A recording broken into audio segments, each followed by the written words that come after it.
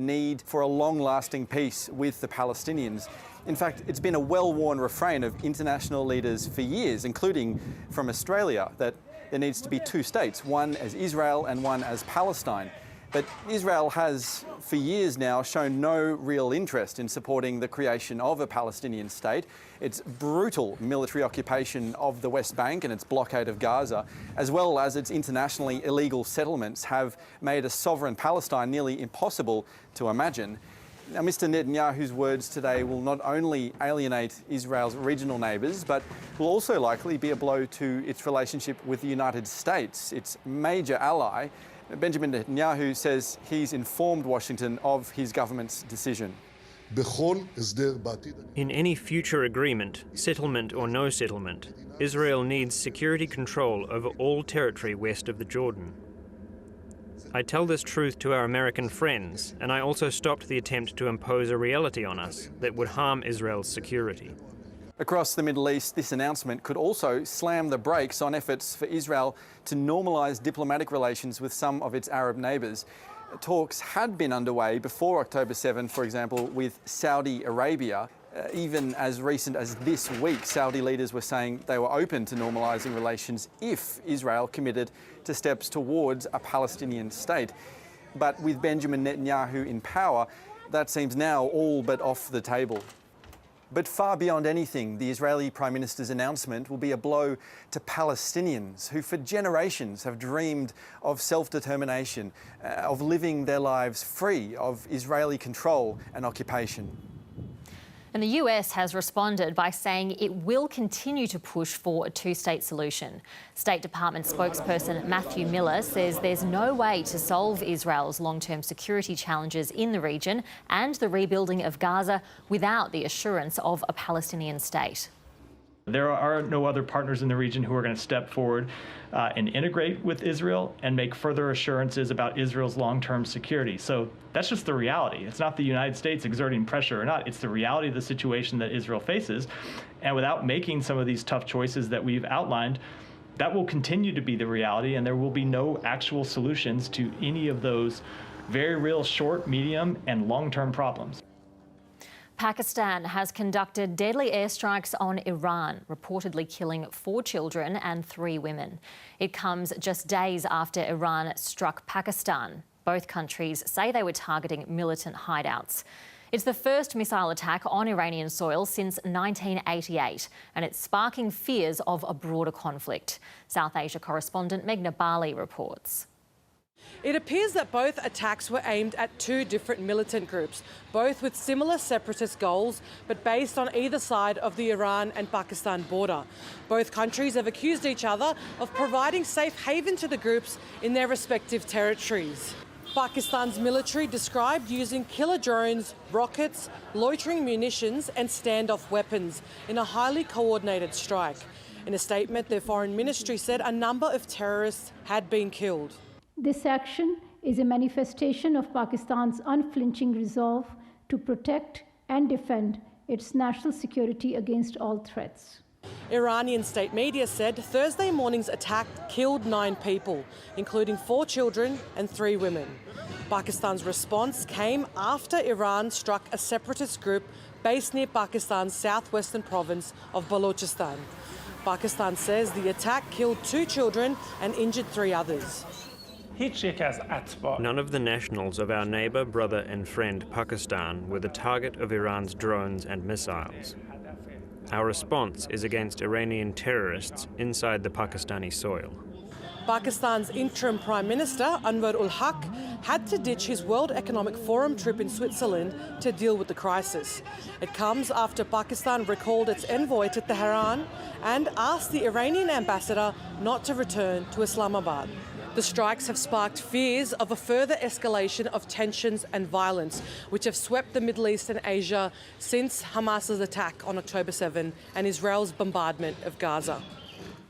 The Queensland Government has announced a parliamentary inquiry into grocery prices among the major supermarkets today. Reporter Michael Rennie has more from Brisbane. This inquiry comes about after the Premier Stephen Miles. He spent time with Queensland farmers, talking to them, in some instances hearing some harrowing stories from those farmers about just what they're going through at the moment to try and stay afloat, and some considering walking away altogether because they're just not getting the prices that they need to stay sustainable on the farm from the big supermarkets. So this inquiry will look into some of the biggest supermarkets in the country. The Premier Stephen Miles, he met with Coles, Woolworths and also Aldi yesterday. He met with some of those executives from those companies, and apparently they were productive meetings, and all have agreed to participate in this parliamentary inquiry and also share more information with the Queensland government as well. And that information will then be passed on to the public, according to the Premier Stephen Miles. So it will mean we'll get a bit more of an idea about why things are being priced in a certain way. So that'll be things like how they come up with these prices in the supermarket. So what analysis do they use, what information are they using? Here's what Stephen Miles had to say just a little bit earlier on. As much of that information that we can share with Queenslanders, we will. We'll put that information together in a way that is transparent for Queenslanders so that they can get a better sense of why they're paying what they're paying at the supermarket and how and what farmers are getting for their produce at the farm gate. And Michael, now just on a different topic, the by-election to replace Anastasia Palaszczuk has been announced. Yes, that's right, Ruby, and that will be happening in March, on Saturday, March the 16th. That coincides with the council elections. So it means that the state government, the state government's saying they will save around $600,000 by matching it up at the same time, because people would have been going to the polls at that point anyway for the council elections. So, it's Anastasia Palaszczuk's former seat, the former Premier of Queensland. She retired that position at the end of last year. She was in that position since 2006. Before that, her father Henry was in that position since 1992. So it's had a Palaszczuk name behind it, the seat of Inala, since 1992. Labor has also announced its candidate for that by-election, Margie Nightingale. So she's a local from that area. She lives in the area still. She grew up in Housing Commission in that area. Was one of the first people to go to university was the first person to go to university in her family, according to Stephen Miles, and also got first-class honours as well. So that's the candidate that Labor's putting forward for that by-election. Michael Rennie in Brisbane, thank you. Well, thousands of residents in Western Australia who've been without power for days and sweltering through 40-degree heat have been told to prepare for ongoing blackouts to last up to a week. Kalgoorlie-Boulder in the Goldfields region has been one of the worst impacted towns. Reporter Darina Zadverna joins us now with more. Hi, Darina. We heard from a resident there a little bit earlier who said there is some intermittent power in Kalgoorlie today. What's the latest? Yeah, it's certainly been a very dire situation for those impacted parts of the state, particularly in the wheat belt and the Goldfields region, as well as some parts of the Perth's hills. WA's Premier Roger Cook has just spoken moments ago and said the power is slowly being restored, but it's a fairly precarious situation at this stage. Many residents have had to swelter through a 40-degree heat without air conditioning. There's been impact to water supplies, phone reception, internet. Some residents have been unable to call 000, and no fuel, with some residents having to travel up to 80 kilometres to fuel up. WA Police have told the public to look after one another, and emergency services have been doing patrols to look after and check in on the public. We spoke to one Kalgoorlie resident who's described exactly what it's been like in her town in the last 48 hours. There's a lot of people earning a lot of money in mining and other industries, but there's also a lot of people who actually are on lower incomes. And some of the houses are very old character fibre homes, and they're not well insulated. So you really rely on the air conditioning to actually keep it cool. And yeah, I am worried about those people who live in those homes. And she was actually having to share her generator with locals that she was worried about. So Dorina, what do we know about the cause of these outages? Yeah, so we had a fairly intense storm come through the regions on Wednesday, and Western Power said it was lightning strikes that damaged the network and caused the outages. Now, there is a backup generator in Kalgoorlie, but yesterday WA's Energy Minister Rhys Whitby said he couldn't explain why that generator failed. This is what Roger Cook has had to say about it this morning. The main transmission line that supplies Kalgoorlie sustained significant damage from the storm front, and there were 5 transmission towers that were downed, and with repairs expected to take some time, a matter of days. The issue is that some towns in the wheat belt don't have a backup generator, so if things like this happen again in the future, it might cause issues. Thousands do remain without power still, and Western Power is unsure when it will fully restore the power in the state. We'll have to keep an eye on it. Let's hope it happens sooner rather than later. Dorina Zedverna in Perth, thank you. Police are investigating another suspected arson attack at a Melbourne tobacco shop. Emergency crews were called to a store in Point Cook in southwest Melbourne around 6 o'clock this morning, where they found a broken window and a small fire in front of the shop. It's the latest in a string of incidents targeting Melbourne tobacco shops in recent months. Police believe the attacks are linked to crime gangs fighting for control of the illicit tobacco trade. Police in Victoria are treating $200,000 worth of Lego found during a drug raid as the proceeds of crime. The haul of illegal goods, including 600 kilograms of methamphetamine, is the culmination of a months-long investigation of a 45-year-old man arrested in Morwell. He will face court later today. Reporter Gillian Area has the latest from Melbourne. Police have arrested a 45-year-old man from Morwell, that's near Gippsland in eastern Victoria, in relation to alleged drug trafficking offences. Now, overnight, police conducted 5 simultaneous searches around Melbourne suburbs and in Morwell, and they seized 74 Lego boxes and 5 luxury watches. Now, police allege that this seizure, these products were in relation to proceeds of crime. But probably what was more startling was that police also seized 180 kilograms of a substance called 1,4-butanediol, which is a chemical similar to the drug GHB, and that quantity that they seized was worth $600,000. They also found bulk quantities of iodine and hypophosphorus acid, and both these chemicals could have made up to 20 kilograms of methamphetamine, which was worth about $2 million on the market. Other items that police seized included illegal steroids, a handgun, ammunition and methamphetamine. And Gillian, what was this man charged with? The man was charged with multiple offences. These include trafficking a large commercial quantity of a drug of dependence, dealing with property suspected being from the proceeds of crime, and possessing a prescribed precursor chemical and trafficking methamphetamine. Now, this seizure, this haul, was the culmination of an investigation that was over 4 months in the making. And Detective Acting Sergeant Brad Hobbs from Victoria Police said offenders often import this substance that's similar to GHB as part of an industrial program to sell for enormous profit on the street, but it causes enormous community harm. He says often what users believe they are taking, which they think is GHB, is actually this substance, and the drug behaves very unpredictably, and there's a very small difference between a survivable dose and a fatal dose. Now, the man is expected to appear in the Magistrates Court today. Gillian Area in Melbourne, thank you.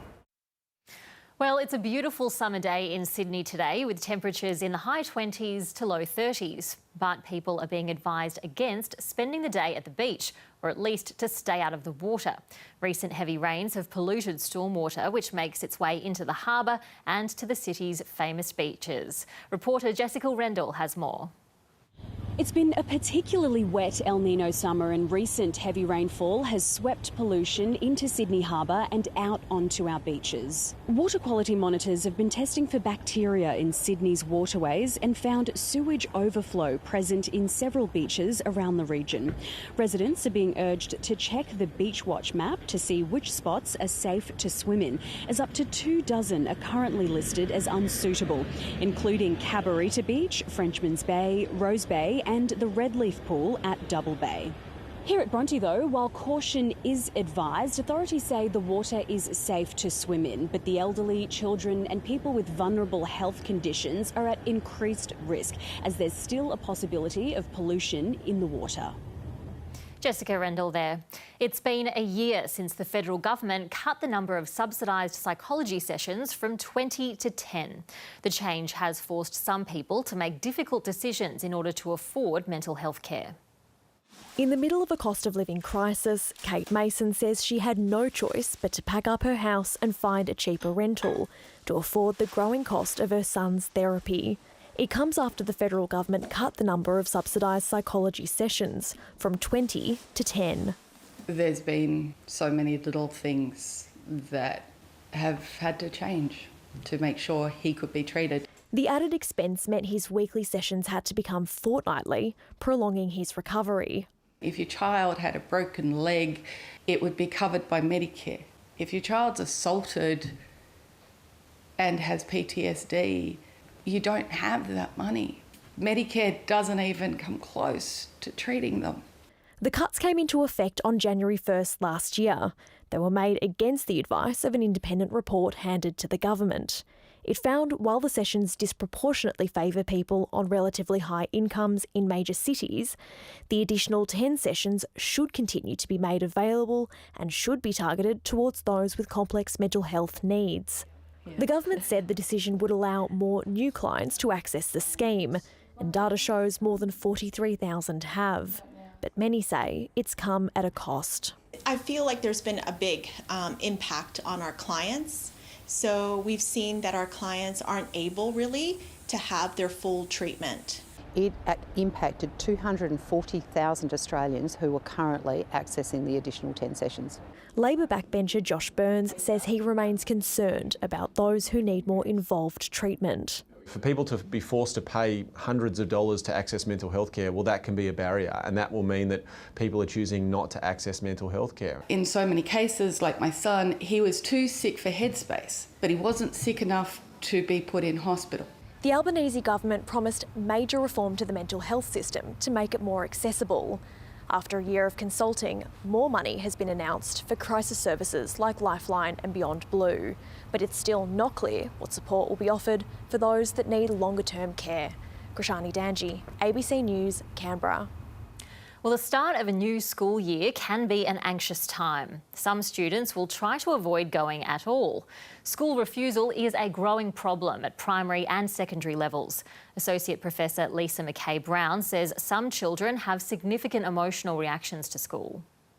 We certainly know that prior to the pandemic we were seeing some decline in attendance across the board for students, and that certainly continued after the return to school. While attendance has sort of picked up a little bit in the last 12 months, we still are seeing numbers of students who just can't go to school. There's a real barrier to them attending, a lot of distress when they think about attending school, and for those young people and their families, it's a really difficult time. So I think, the first point of call will always be talking to the school about what's happening for their child, to talk about what they're seeing at home, to look at what school-based support services are available. But we do find that for young people who are in that category where they really have barriers to school through anxiety or other forms of mental health needs, then accessing support through their general practitioner, through organisations like Headspace are good places to start. If you've seen some early warning signs with your child, like them saying, I don't want to go to school, or, talking about not, being comfortable or feeling even, safe or belonging at school, then I think it's really important to have those conversations, to find, a quiet place where you've got some time and talk to them about their feelings, talk to them about what might be the things that are causing those feelings of concern or worry. And I really think we need to be perhaps a little more courageous in education and think about what are some of those flexible ways of learning, because I guess the traditional way of, or the traditional models of schooling aren't working for everybody anymore. So I think there are opportunities through virtual school, there are opportunities through some virtual, some being on site, and I think we need to really consider what are effective ways that we can educate students and ensure that they are getting that education, because the thing is we have got students missing out on any education. A report into one of America's worst ever school shootings has slammed the police response as ultimately failing the victims. A lone gunman in Uvalde, Texas, walked into a primary school and killed 19 students and 2 teachers. The shooting prompted demands for stricter gun laws in the US, calls echoed by President Biden in the wake of the findings in the report. Go, go, go! More than 18 months after horror unfolded in Uvalde, the details of what happened are still being understood. The victims and survivors of the mass shooting at Robb Elementary on May 24th, 2022 deserve better. All the kids are staying with me. The Federal Department of Justice has outlined what it calls cascading failures in the response to the shooting that killed 19 students and 2 teachers, including the 77 minutes between the first officers arriving and the gunman being shot dead. We must never forget the shooter's heinous act that day. And the victims and survivors should never have been trapped with that shooter for more than an hour as they waited for their rescue. The report criticises a lack of training for the officers and a breakdown of leadership. Some of the victims' families want further consequences for those who failed them.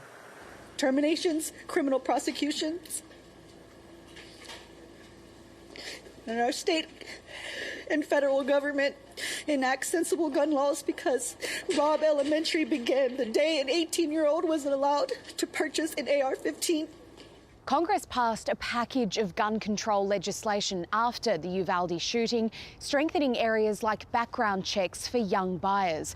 But it didn't go as far as banning assault weapons, something the president is still calling for.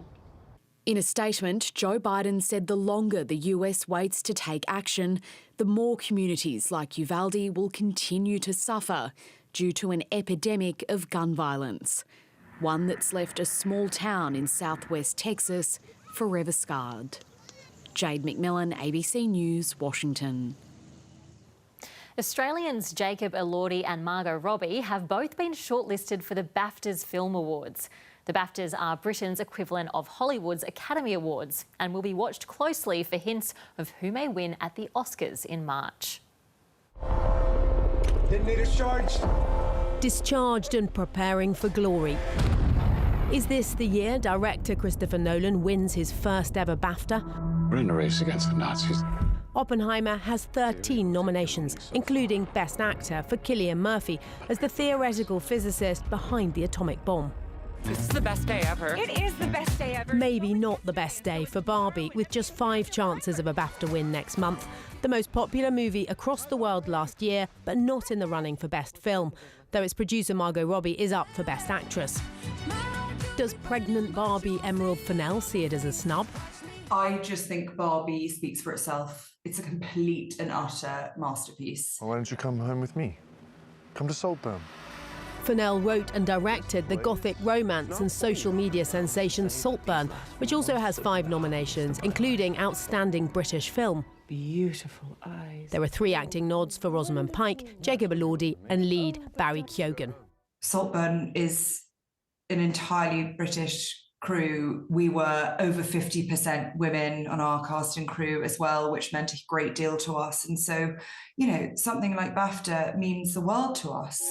This is Bella. The fantastical coming-of-age comedy Poor Things is also riding high with 11 nominations. And the heartwarming 1970s drama The Holdovers is up for 7 awards. I had you guys stuck with babysitting duty this year. How'd you manage that? Including for Paul Giamatti as a curmudgeonly teacher and Davine Joy Randolph as a grieving mother. It really means a lot. I used to always call it when I was younger the British Oscars. So To me, it feels like I just got nominated for an Oscar today. But amongst BAFTA's omissions, Martin Scorsese isn't on the Best Directing list for Killers of the Flower Moon.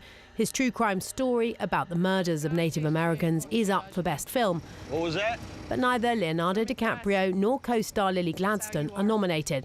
It's supposed to be a suicide, you dumb. Though Oscar winner Robert De Niro is, it would be his first ever BAFTA win. The Prince of Wales has visited his wife Catherine as she recovers from abdominal surgery. Prince William was seen driving into the London hospital where his wife is reportedly doing well after the operation. Kensington Palace says the Princess of Wales was admitted earlier this week, saying she's unlikely to return to the public duties until after Easter. Meanwhile, Queen Camilla says King Charles is looking forward to getting back to work after the monarch announced he was going to have a procedure for an enlarged prostate. He's due to attend hospital next week. A teenager from a small town on the Murray River is going to extraordinary lengths in her bid to secure a meeting with an astronaut. Emily McLaren is trying to raise $6,000 by recycling cans and bottles so that she can attend an exclusive space camp in the US. Dozens of local households, inspired by her efforts, are helping her realise her dream. Clinking beer bottles and rattling soft drink cans have become a constant chorus in Emily McLaren's life as she saves up money to attend an American space camp. I really like learning how it all works. I find that really fascinating. The trip's going to cost about $12,000, so the 14-year-old has set out to ease the burden on her parents by raising half the money herself. It's something that I have to do because my mum's not always going to be there to pay for everything. Emily has already deposited 8,000 cans and